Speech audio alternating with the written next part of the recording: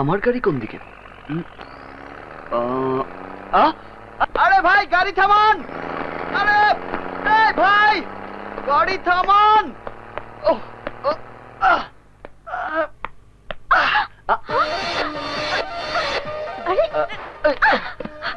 এটা কি ধরনের অসভ্যতা? আপনি লাফ দিয়ে এসে আমার কোলের উপর বসে পড়লেন কেন? এক্সকিউজ মি ম্যাডাম, আমি লাফ দিয়ে আসিনি, গাড়ির ঝাঁকিতেই আপনার... ঝাঁকি সামলাতে পারেন না তো বাসে উঠেছেন কেন? দাঁড়াও, আমি সুপারভাইজারকে ডেকে ব্যবস্থা নিচ্ছি। ব্যবস্থা নেবার কোনো প্রয়োজন নেই, আমি সলিউশন দিচ্ছি। আমি আপনার কোলে বসেছি বলে আপনার সমস্যা, ঠিক আছে? এখন এক কাজ করুন, আপনি না হয় কিছুক্ষণের জন্য আমার কোলে বসে যান। হোয়াট? তাহলেই তো শোধবান। আমি আপনার কোলে বসবো মানে? How dear you! রাগ করলেই তো বিপদ। আপনি আমাকে কি সাজা দিতে চান বলুন? সাজাটা যা বুঝি না, আমি আপনার সাথে এই বাসে যাব না। না গিয়ে উপায় নেই, আপাতত দুদিনে আর কোনো বাস নেই, অতএব যুদ্ধ না করে চলুন সন্ধি করি। ঠিক আছে, সামনের স্টপেজে আমি আপনাকে পেট ভরে লাঞ্চ করাবো, ওকে? No, not okay. তাহলে আপনার যা ইচ্ছে করুন, আমি আমার সিটে বসছি। এই সুপারভাইজার! জি স্যার। আমার সিট কোথায়? ওই তো ওনার পাশেরটাই। আমার পাশের সিটে মানে? আলহামদুলিল্লাহ, একেই বলে যার নিন্দে তার দুয়ারে বসে কান্দে। Thank you supervisor. সুপারভাইজার, আমি এই বদমাশির সাথে বসবো না। ম্যাডাম, তাহলে ওই পাশের সিটে গিয়ে বসুন ম্যাডাম। ও নো! ঝগড়া না করে মাথা ঠান্ডা করে বসুন। আমি বাঘও না ভাল্লুকও না যে আপনাকে কাঁচা খেয়ে ফেলবো। আমি নিতান্ত একটা ভদ্র ছেলে, নাম আমার আবির, শাফায়েত রহমান আবির। আপনি? মাই নেম ইজ কাজল। কাজল? বাহ, বিউটিফুল নেম। মানে আমি আবির আর আপনি কাজল, মানে আপনাকে চোখে লাগানো হয় আর আমাকে সারা গায়ে। আপনি নিশ্চয় চৌধুরীনগরে যাবেন? না, আমি যাব খানপুর। ওই একই কথা, আমাদের গ্রামে নেমে আপনাকে হেঁটে যেতে হবে। যাক, ভালোই হলো। এত দূর রাস্তায় যেতে খুব বোর লাগতো। জ্ঞানী লোকে কয় সুন্দরী মেয়ের সাথে গল্প করে গেলে নাকি দূরের জার্নিও বিরক্ত লাগে না। আমি আপনার সাথে গল্প করে যাব? কোন বোকা আপনাকে এই কথা বলেছে? তা ঠিক। আমার বাবা বলতো বোকারা নাকি গল্প করা পছন্দ করে না। আমি কিন্তু বোকা না, এবার এমবিএ দিয়েছি। আমিও বিবিএ পড়ি। বাহ, বিউটিফুল। পাশের সঙ্গী শিক্ষিতা না হলে কথা বলে আমি আবার মজা পাই না। আহা, আপনার এফএম রেডিওটা বন্ধ করবেন, নইলে কানে তুলে দিতে হবে। ওকে, ঠিক আছে, একদম চুপ।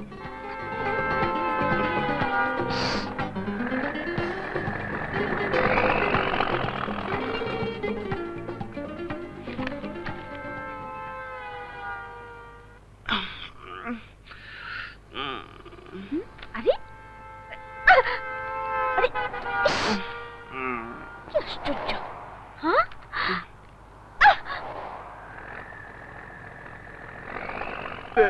কিন্তু চেয়ারম্যানের ভাই আমার পোলারে রিলিফ তো দিলই না। রিলিফের গমে হাত দিছিল বইলা ওই চেয়ারম্যানের ভাই উল্টা আমার পোলারে অমানুষের মতন মারছে। আমার পোলা এখন সোজা হইয়া খাড়াইতে পারে না। দেন বাবা কি মারটা মারছে। এই তো শিশুটাকে এভাবে মেরেছে? এই অমানুষটা কেড়ে যুবরাজ? আবার ওই চেয়ারম্যানের ভাই ডন। সে যেই হোক, এত বড় অন্যায় করে সে পার পেয়ে যেতে পারবে না। তোমরা চলো আমার সাথে। উপরে উপরে রাখুন ভাই, এই যে আমার 3 বস্তার দাম। মোল্লারে দেন। নেন। নাম কি? মিজান। ঠিকানা বলেন। ঠিকানা শ্যামবাজার আড়ত। মাল ঠিক মতো পুষে যাবে। মোল্লা, মাল আর কয় বস্তা আছে? বিক্রি করার মতো মাল আর নাই। আমার কি হবো? তোর মিয়া, আপনারা কইছি আপনার মাল ঠিক মতো পৌঁছে দেব। যান। আচ্ছা।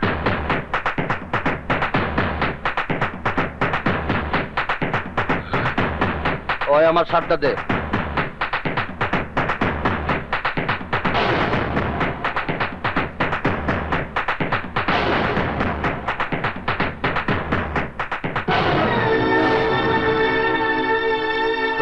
ওই তো ডন।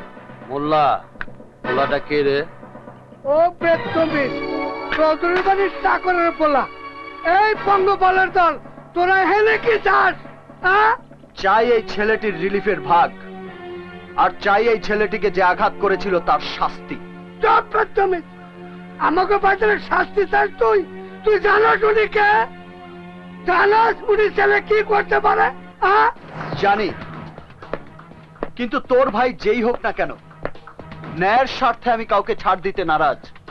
তোদের গুদাম ভর্তি রিলিফের মাল গরিবের হক, আর সেই হক তাদের হাতে তোদেরকে তুলে দিতে হবে। ভালো চাইলে এই ছেলের বাবার হাতে তার রিলিফের চাল আর চিকিৎসার টাকা তুলে দে, নইলে সব তোকে হারাতে হবে। ওই সাই শালারে টাকা রিলিফ দিয়ে দে যা। যা।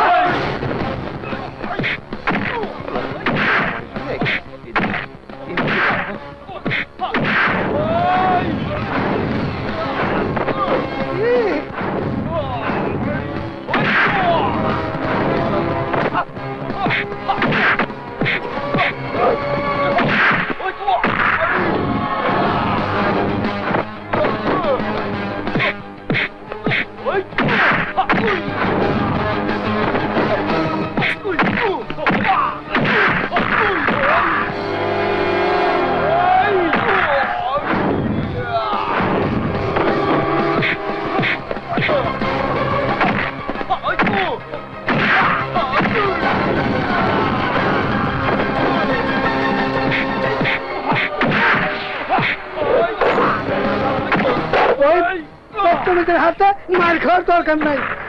আমি এখনই শমশের ভাইয়ের কাছে চলে যাই।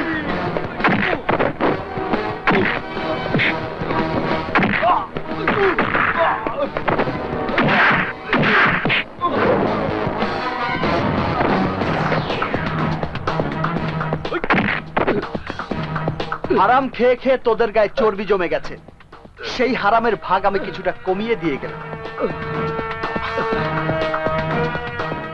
এসো তোমরা, এই রিলিফ তোমাদের হক, তোমরা নিজেরাই সেই হক তোমাদের বাড়িতে নিয়ে যাও। এসো।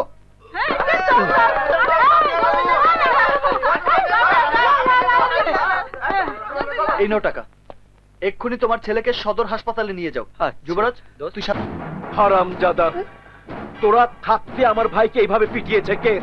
স্যার, চৌধুরীর বাড়ি আব্বাসের বলা আবির বেত্তমিস। ওই চাকরের বাচ্চার এত বড় সাহস, আমার ভাইয়ের গায়ে হাত তুলেছে। আজ ওই হারামজাদার শরীরের হাড্ডি থেকে মাংসগুলো আলাদা করে ফেলবো। স্যার, আগে আমার একটা কথা শোনেন। গুদামের সব মালামালি হলো চুরির মাল। ওই চৌধুরী যদি একবার পুলিশকে খবরটা জানা দেয়, তাহলে কিন্তু স্যার তদন্ত হবে। কারেক্ট। আর তদন্ত হলে আমি চেয়ারম্যান সাহেব 14 শেখের ভেতরে। সামনের ইলেকশনে ভোট পড়বে মোট 3টে, আমার, তোর আর ছোট ভাই। স্যার, এই জন্যই তো কইতাছি আস্তে চাই প্রধান স্যার। এখন কোনো কিছু করার দরকার নেই। এদেশের মানুষ পুরনো ঘটনা খুব তাড়াতাড়ি ভুলে যায়। সামনের কোরবানির ঈদে 4টা মহিষ জবাই করে গ্রামের মানুষকে আমি নিজ হাতে খাওয়াবো। পরের ইলেকশনের সব ভোট আমার পকেট। তারপর ওই আবিরকে আমি দেখে নেব। এ তুই কি করছস? এ তুই কি করছস? গ্রামে আসতে না আসতে দাঙ্গা হাঙ্গামা শুরু করেস। ইসরে চৌধুরী সাহেব রে আমি এখন কি জবাব দেব? চৌধুরী সাহেব জানতে পারলে তোরে পিটায়া গ্রাম ছাড়া করব। কেন তাড়িয়ে দেবেন? আমি কি অন্যায় কিছু করেছি নাকি? আরে, চোখের সামনে একটা বাচ্চা ছেলেকে রক্তাক্ত অবস্থায় দেখার পরেও প্রতিবাদ না করে হাত গুটিয়ে চলে আসবো? বাবা, তুমিই না আমাকে ছোটবেলায় রবীন্দ্রনাথের কবিতাটা পড়িয়েছো, অন্যায় যে করে আর অন্যায় যে সহে, তব ঘৃণা যেন তারে তৃণ সমদহে। তারপরও কামটা তুই ভালো করস নাই। তুই আমার একমাত্র সন্তান হইলেও ছোটবেলা থেকে চৌধুরী সাহেব তোরে নিজের সন্তানের মতো লালন পালন করছে, উচ্চ শিক্ষায় শিক্ষিত করাইতেছে। আর তুই কি না লেখাপড়া শিখা মারামারি শুরু করে দিছস। ও যা করেছে ভালোই করেছে আব্বাস। সাহেব, এ আপনি কি কইতেছেন? আমি ঠিকই বলছি। বড় বাবা, হ্যাঁ আবির, তোর জায়গায় আমি থাকলে আমিও একই কাজ করতাম। আজ তুই যা করেছিস তাতে চৌধুরী বাড়ির মান সম্মান অনেক উঁচুতে উঠে গেছে। সাহেব, চৌধুরী বাড়ির কেউ কখনো অন্যায়কে প্রশ্রয় দেয়, আর তুই এই চৌধুরী বাড়ির সন্তান। I am proud of you my son, proud of you. Thank you বড় বাবা। নেতাটা হুজুরে কি কইলো? পাউডার অফ যা, তুই বুঝবি না, যা কামে যা। এবার বল, তোর পরীক্ষার খবর কি? খুব ভালো হয়েছে বড় বাবা। সাহেব, এই তাইলে তো সারা গ্রামের মানুষের মিষ্টি খাওয়ানো। আরে ধরো, কেবল তো পরীক্ষা দিছে, এখনো পাসই করে নাই। তুমি থামো। আমার ইচ্ছা আমি মিষ্টি খাওয়াবো, তুমি মিষ্টির ব্যবস্থা করো, যাও। বড় বাবা, আচ্ছা, আমি আপনি বলছিলাম, যেটা করেন, আমি যাইতেছি। আগে রেজাল্টটা বের হোক, তারপর না হয়। আমি জানি আমার আবির প্রতিবারের মতো এবারও সাফল্যের সাথে পরীক্ষায় পাশ করবে। তবে যতদিন রেজাল্ট বের না হচ্ছে ততদিন তোমাকে এই গ্রামেই থাকতে হবে। আমার সহায় সম্পত্তি যা কিছু আছে সব তোমাকেই দেখতে হবে। মাখন, শামীম, জি হুজুর, জি। সবকিছু বুঝিয়ে দেওয়ার দায়িত্ব তোমাদের দিলাম। জি জি। রাইট? রাইট বড় বাবা। চলেন ছোট সাহেব। থুক্কু, আরে বড় সাহেব তো গেছে গা, চলো দোস্ত। এহেনই তোমারে আমগো সমস্ত সম্পত্তি দেখেন। আরে রাখ তোর সম্পত্তি, সম্পত্তি দেখা পরে হবে, আগে সেই সুন্দরীকে খুঁজে বের করতে হবে। কে প্রেমে পড়ছস নাকি? আরে ছোট কাকা, প্রেমের ব্যাপারে কোনো চিন্তা করেন না। আমার খারা 14 বছরের অভিজ্ঞতা, একদিনও কম নাই। আর সাবরা 14 বছরের অভিজ্ঞতা, অহনো তো তোর শূন্যতে খাতনার বয়স হয় নাই। সব কিছু আমি করুম, তুই কেন আমার পিছে পিছে থাকবি? পুষ্কুনি, এই মাঠ, এই জমি জগা যা দেখো তার মালিক না। আলাই এই বেশি সব কথা কিছুর কয়, মালিক বেশি কিন্তু কথা। তুই। এই যে বাম দিকে মাঠ, তুই যে মেয়েটার প্রেমে পড়ছস, এই, তুই মেয়েটা ধাক্কা দেবে দেখতে কিন্তু। কেমন? এই আসতে পারবি কিন্তু।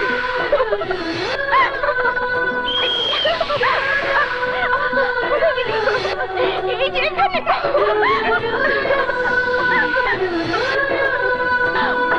এই ধরেছি, ধরেছি। আরে,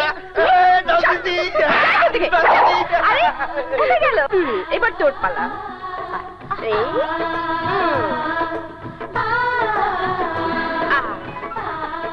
আস্তে। আরে, দূরে কোথায় গেলি নাকি?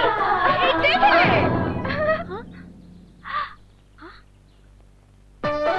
তুমি আমি না ধরলে আপনি কাটা তারে পরে আঘাত পেতেন। আঘাত পেলে পেতাম, কিন্তু তুমি আমার শরীরে স্পর্শ করলে কেন? বদমাস ছোট লোক। আরে বাহ, এই জন্যই বলে উপকারীকে বাঘে খায়। কোথায় আমাকে ধন্যবাদ দেবেন তা না করে উল্টো আমাকে। চুপ! প্রথম দেখা থেকে তুমি আমার পিছু নিয়েছো, এবার আমি তোমার মতলবটা বুঝতে পেরেছি। সত্যি বলছেন? দেখো, এই